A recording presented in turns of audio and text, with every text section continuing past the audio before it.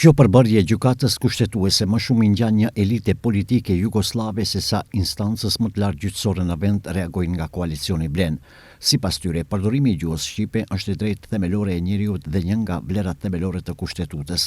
Institucionet shtetërore kanë detyrimin ta garantojnë të drejtën e çdo qytetari që të informohet në gjuhën e tij amtare, përfshirë edhe për detyrimet që lindin si pasojë e veprimeve apo sjelljes së tij.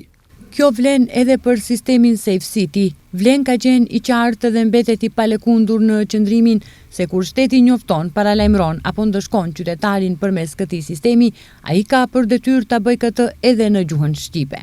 Kjo nuk është çështje vullneti politik, por detyrimi kushtetues dhe respektimi i një të drejte themelore. Pikërisht për këtë, vlen do të mbrojë këtë parim me të gjitha mjetet juridike dhe institucionale deri në zbatimin e plotë dhe pa asnjë dilemë. Bashkimi Demokratik për Integrim, deklaratat e kreut të gjykatës kushtetuese i quan skandaloze dhe të papranueshme. Sipas integristëve, me qëndrimet e tij të gjeshme dhe me një seri vendimesh gjatë 2 viteve të fundit, ai ka dëshmuar se ky institucion është shndruar në një mjet politik për të minuar çdo arritje që buron nga marrëveshja e Ohridit. BDI kërkon tërheqjen e menjëhershme të Darko Konstadinovskit dhe të çdo gjyqtari që ndan të njëjtat qëndrime diskriminuese për këto 2 vite me majorizim. Përndryshe, prej sote tutje, ai do të mbajë përgjegjësi të plotë për çdo pasojë që mund të prodhohet në planin e marrëdhënieve ndëretnike.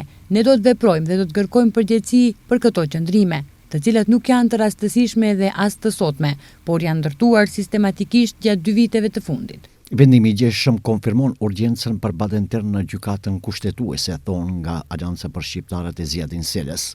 Aleanca për Shqiptarët dhe kryetari Ziadin Sela, si të parët që ngritën këto çështje në opinion, ju bëjnë thirrje të gjithë subjekteve politike shqiptare në veçanti që urgjentisht të ndërmarrin veprime konkrete për arritjen e këtij mekanizmi shumë të rëndësishëm për mbrojtjen e të drejtave kushtetuese të shqiptarëve, të cilat rrezikohen nga institucioni më i lartë kushtetues, prej ku më pas nuk ekzistojnë rrugë dhe mekanizma të tjerë për ankesa dhe kthim prapa të vendimit. Gjykata kushtetuese dje refuzoi 3 nismat me të cilat u kontestuan dispozitat e ligjit për kundërvajtje, respektivisht aplikimi i sistemit qyteti i sigurt. Dispozitat ligjore u kontestuan edhe në përdorimin zyrtar të gjuhëve në procedurë kundërvajtëse. Iniciativat e paraqitura nga disa politikanë shqiptar kërkonin që të shqyrtohen nëse ligji në fjalë cënon të drejtën kushtetuese për përdorimin e gjuhëve zyrtare.